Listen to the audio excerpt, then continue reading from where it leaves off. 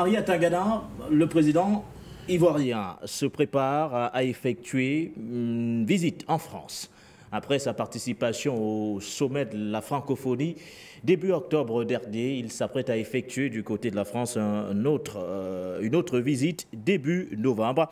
Contrairement bien sûr à ses visites habituelles, ce voyage ne comprend pas de rencontre officielle avec le président français, ce qui souligne d'ailleurs son caractère jusqu'ici privé. Mais comprenez-vous pourquoi en l'espace d'un mois pratiquement le président ivoirien se rend en France alors que bon nombre d'observateurs avancent plusieurs hypothèses aujourd'hui? Doit-on l'inscrire entre autres dans la continuité des relations très approfondies que le président Ouattara entretient avec la France, ce pays avec lequel il a tissé des liens solides? Oui, oui, un lien solide. Oui, oui. Enfin, les liens de subordination, vous voulez dire.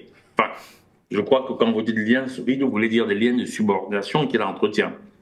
Euh, Ceci étant, un voyage d'un chef d'État hors de son pays n'est jamais un voyage totalement privé. Puis, parce que il y a toujours des rencontres non officielles et qui sont d'ailleurs parfois les rencontres dans lesquelles on va sceller l'essentiel, on va discuter de l'essentiel. Mais là, on dirait que le président Ouattara a besoin de quelques jours de repos, selon d'ailleurs son chronogramme, Henri Tangana. Bon, tout à fait d'accord, mais un chef d'État n'a jamais de repos. Quand vous êtes chef d'État, à n'importe quand une situation grave peut venir et on vous sollicite. Parce que dès que la situation est grave, vos collaborateurs vous sollicitent, même la nuit, même quand vous dormez. Et on vous dit c'est assez grave. Ça peut être une explosion, ça peut être une attaque imminente. Ça peut être, il y a tellement de choses qui font qu'on peut solliciter un chef d'État. Ça peut être des terroristes qui sont en train d'attaquer, ça peut être, voilà quoi. C'est vrai qu'il y a toujours un entourage qui filtre et qui, parce que cet entourage connaît le chef d'État, connaît les degrés de priorité. Mais un chef d'État, on le réveille à 2 heures du matin en situation grave. Ceci étant, dire que c'est juste pour le séjour privé et pour se reposer, moi, je n'y crois pas beaucoup. C'est en général pendant ces séjours dits privés que les chefs d'État travaillent au maximum. Tous, hein. Il n'y a pas que M. Ouattara. Tous. Ou sauf peut-être les chefs d'État français qui ont des villas privées où ils vont profiter de la piscine, du beau temps, de l'endroit. C'est même pas tellement parce qu'ils vont se reposer, mais ils vont profiter d'un endroit au lieu d'être à l'Élysée. Ça permet de changer les idées. Un chef d'État ne se repose jamais. Mais deux visites en un mois, Henri, ça en fait trop tout de même?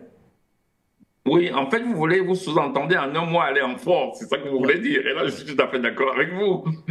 Oui, c'est-à-dire, ça suppose qu'il y a des petites urgences, des violons à accorder, comme on dit, des choses à régler.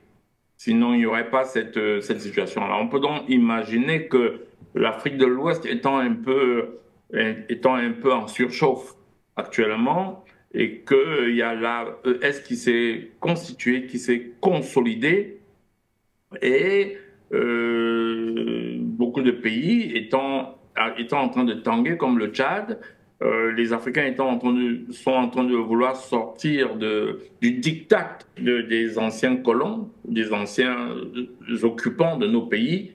On peut y aller, hein. Après les colonisations, c'est nos voix, c'était les voix de la France dans les votes à l'ONU. C'est ce qu'on appelle la colonisation diplomatique. Après la colonisation, on a continué à être des endroits où ils venaient chercher des militaires pour aller faire la guerre, un peu comme dans les anciens royaumes et territoires colonisés, vassalisés plutôt, ce qu'on appelle des droits féodaux. Ils ont continué à avoir notre monnaie. Donc tout ça, et puis les bases militaires chez nous qui permettent de contrôler tout ça et de soumettre tout le monde. Donc vous voyez que l'Afrique est en train de se battre. À ce moment, l'ancienne puissance impérialiste, colonisatrice, est en train de se demander comment se positionner par rapport à tout ça, de façon à rester crédible. C'est ça le problème. Il faut pouvoir continuer à rester crédible.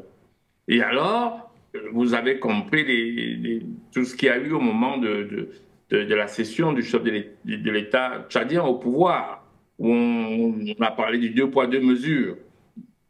C'est-à-dire, alors que la même France reprochait aux États de l'Alliance du Sahel les coups d'État, la session non constitutionnelle, Oui. vous comprenez ce que je veux dire. Là, j'utilise leur langage. Alors, ils allaient adouber un président au Tchad. Dans tout ce désordre-là, et du fait qu'il y a la Russie, la posture de la France se veut rationnelle de plus en plus. Et parce qu'elle se veut rationnelle, parce qu'elle réclame sous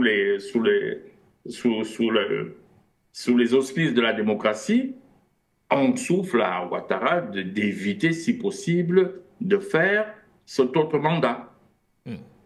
Mais en même temps, n'oubliez pas que... Henri, cela veut dire que vous corroborez d'une façon peut-être indirecte les révélations de nos confrères d'Africa Intelligence, selon lesquelles l'ancien président français Nicolas Sarkozy aurait été discrètement envoyé à Abidjan par Emmanuel Macron pour convaincre le président ivoirien Alassane Ouattara de ne pas briguer un quatrième mandat en 2025. Henri, on parle d'une initiative qui témoigne des inquiétudes croissantes de Macron concernant notamment la stabilité politique en Afrique de l'Ouest, région jusqu'ici stratégique pour Paris. En effet, surtout que M. Sarkozy est celui qui a mis Ouattara au pouvoir. Vous vous souvenez qu'il est allé, après avoir bombardé le palais présidentiel, il est allé sortir un chef d'État élu. M. Sarkozy, depuis l'Élysée, avait décidé qui est élu en Côte d'Ivoire. Et il a dit, parce que lui, c'est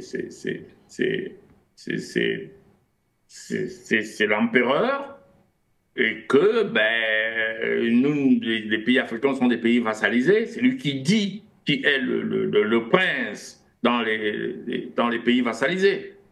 C'est lui qui décide qui est le chef d'État là.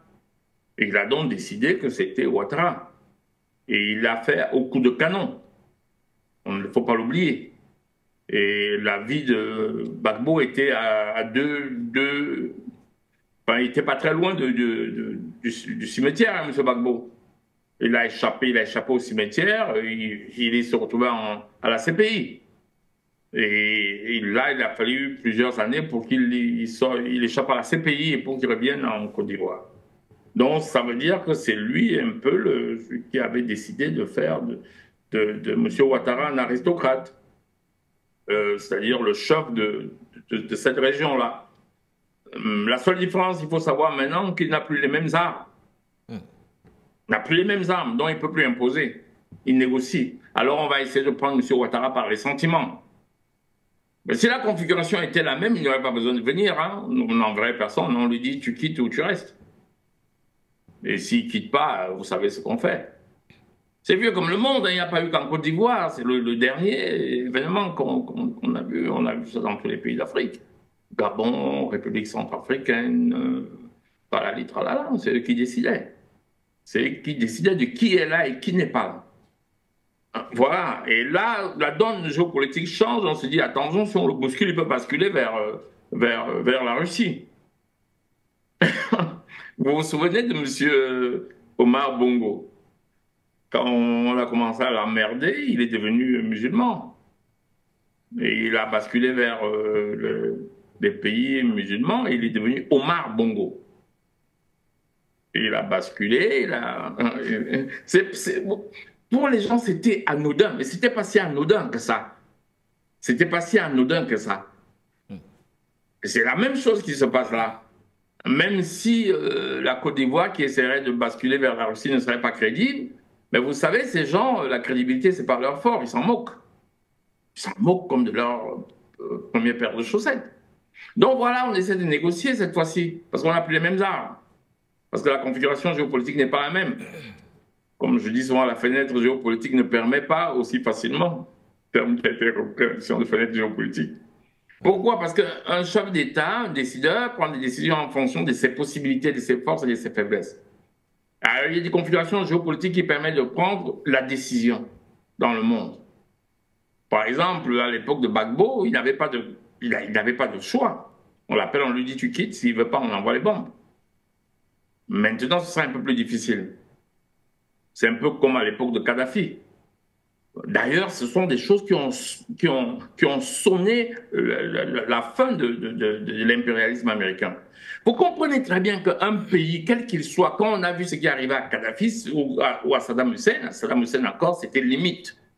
Kadhafi, ouais, Saddam Hussein, vous vous souvenez, le mec qui nous a montré les armes de destruction massive dans une éprouvette, un noir, on prend toujours les noirs pour le sale boulot. Déjà dans l'éprouvette, on n'a même pas vérifié, mais lui, il avait une preuve. Il n'avait même pas les armes de destruction massive, mais il avait une preuve d'existence d'armes de destruction massive à l'ONU. Et tout le monde a cru. Et il est peut-être allé aux toilettes, il a pissé dedans et il a montré aux gens. Hein. Personne ne sait d'où ça venait.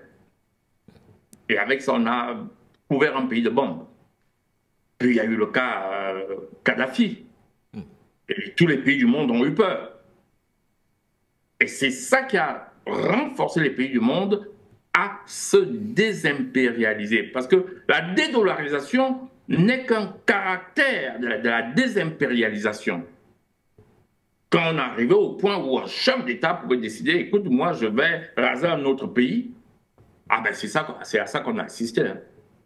Voilà. C'est à ça qu'on a assisté avec Kadhafi. Voilà. Donc vous avez aujourd'hui les marges de manœuvre qui ne sont pas exactement les mêmes, même si les effets sont les mêmes.